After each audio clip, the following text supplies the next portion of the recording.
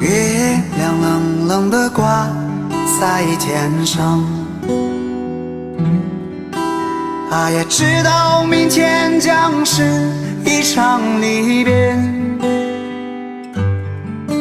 我们升起或对唱起歌儿，跳起舞来，趁着秋意诉说这一生的悲与喜。月亮，你别再柔情似水，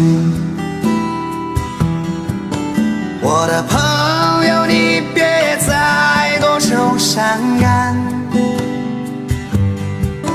昨天已经过去，所有的伤心和烦恼已离去。你要相信明天的天空会更蔚蓝。Esa